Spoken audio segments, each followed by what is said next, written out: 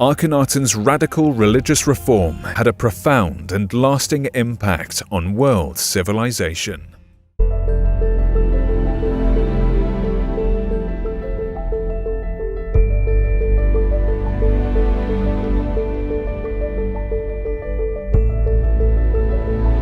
Sun worship and monotheism go hand in hand. We found a most unique item, that is the private seal impression of King Hezekiah. We can see very easily the name of King Hezekiah, the symbol that he chose to put on his seal impression, means the sun disk with wings and symbol of life on both sides of the wings. Israelites were not the only ones to borrow this winged sun disk. In fact, we find this image on Assyrian artwork, Persian, and Phoenician. We know where these images come from. They come from Egypt. The Israelites likewise borrowed it from Egypt. Now, this isn't the only bulla we have from King Hezekiah. Rather, archaeologists have found quite a few bullas from the time of King Hezekiah.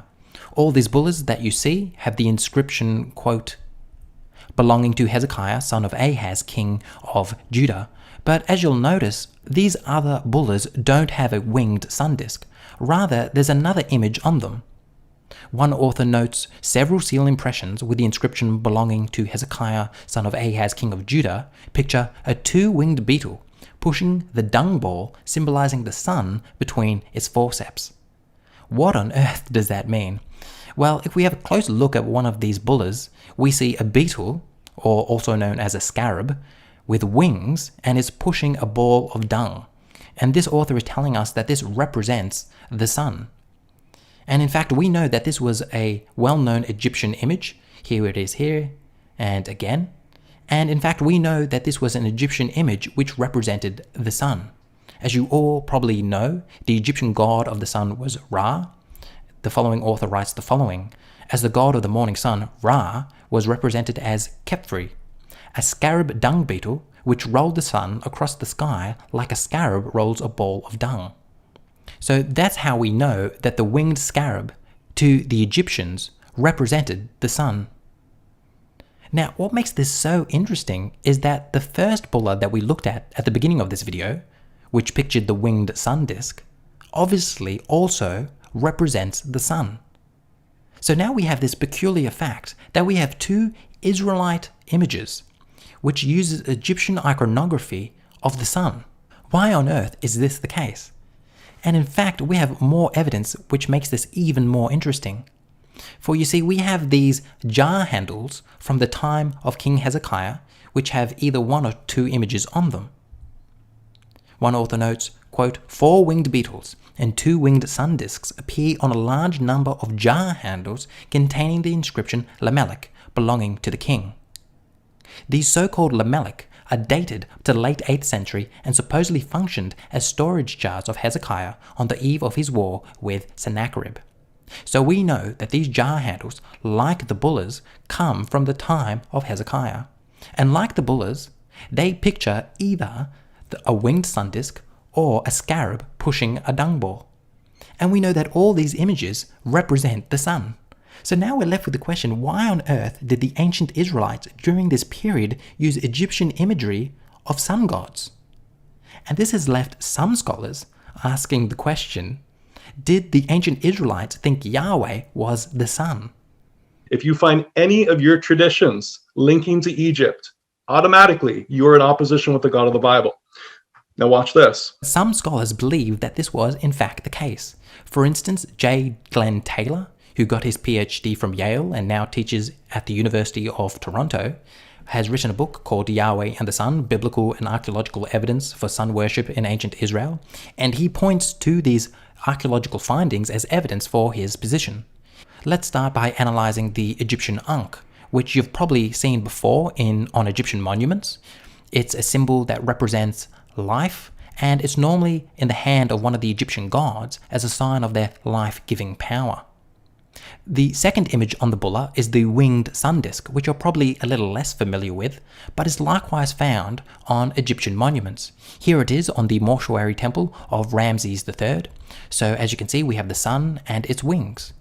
Here again, it is on the temple of Dendara, sun and its wings. And lastly, in the Ptolemaic age, we also find this image. So this is really quite interesting, isn't it? The fact that we have Egyptian iconography on an Israelite seal. Most likely held by the king and by nobody else, and we found it.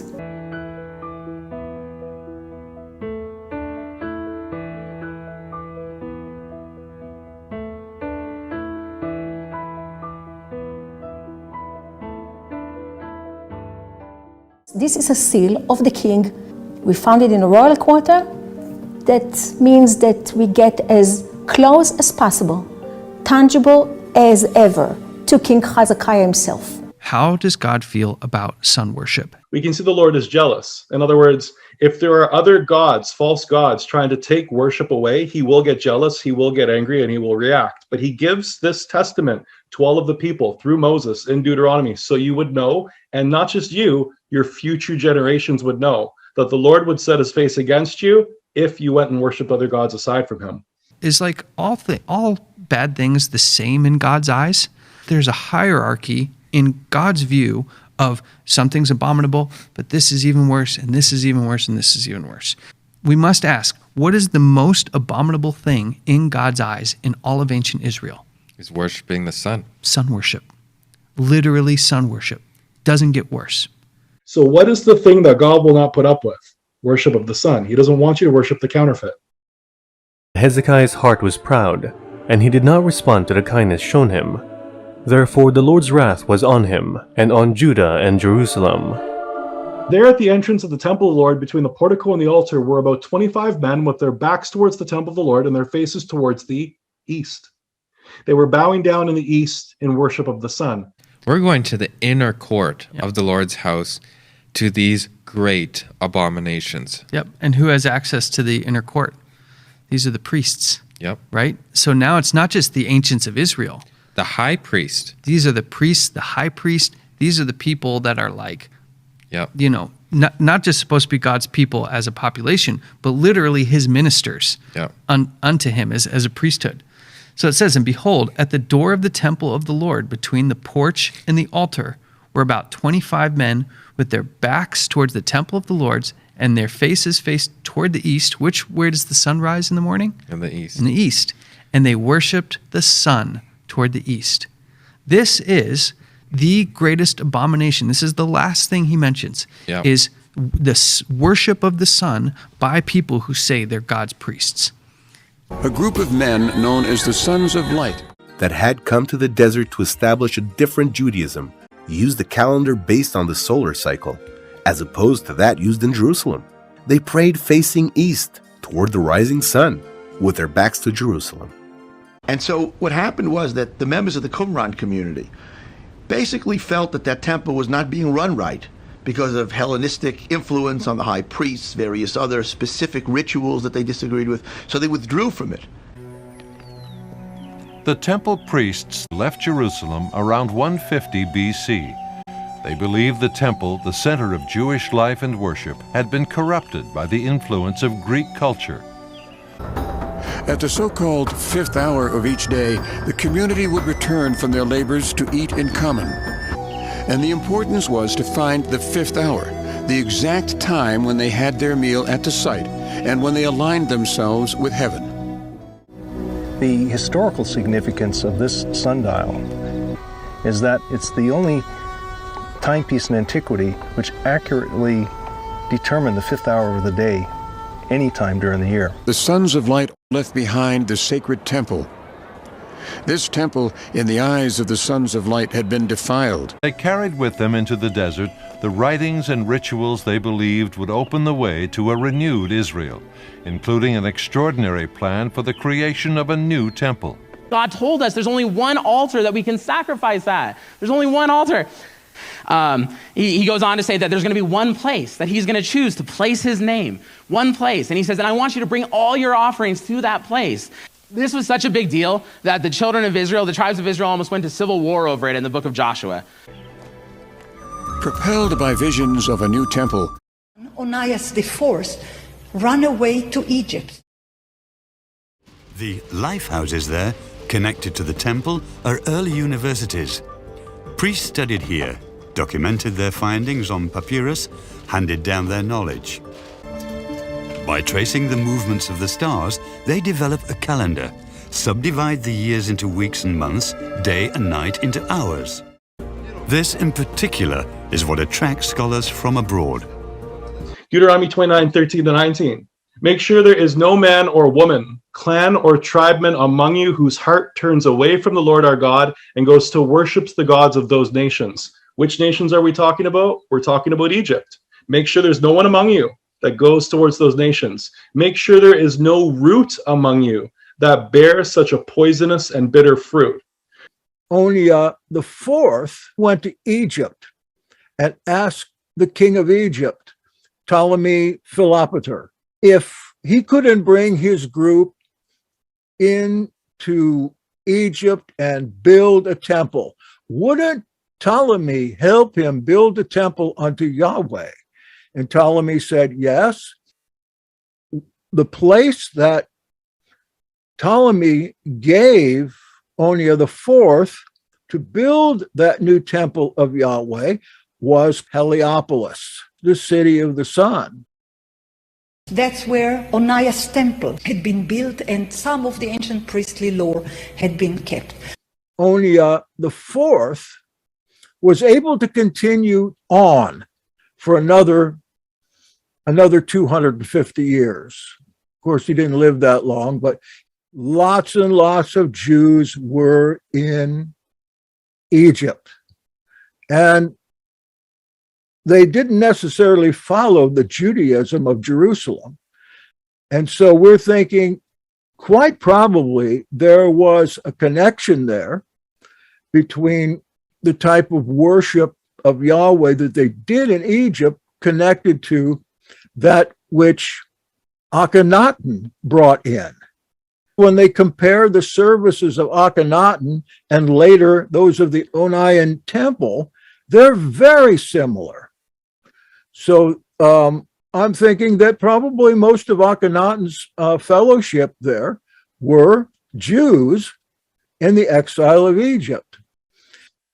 So Israel continued to follow the gods of Heliopolis. The menorah was replaced in the Onian temple in Egypt at Heliopolis with a large golden disc.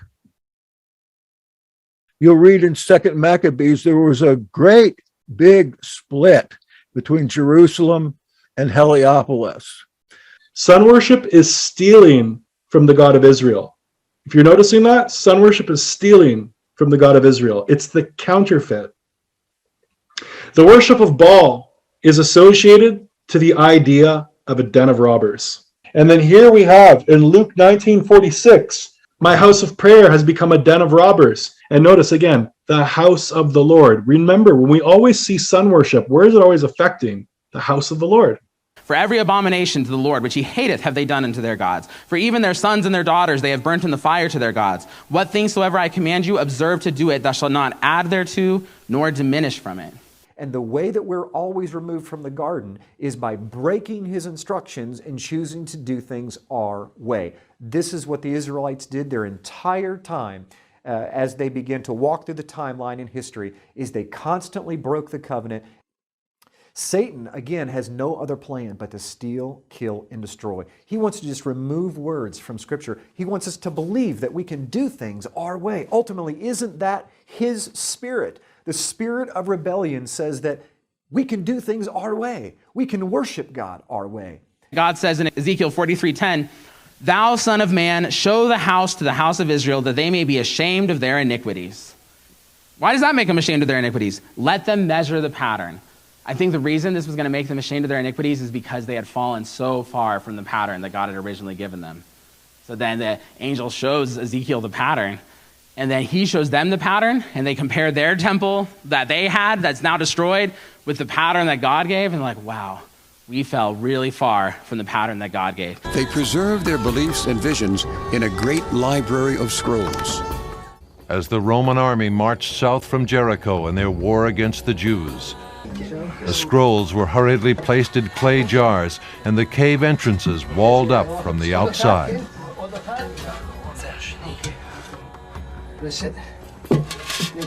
But the men who hid them never returned. If you carry on with these practices, you will see your own destruction.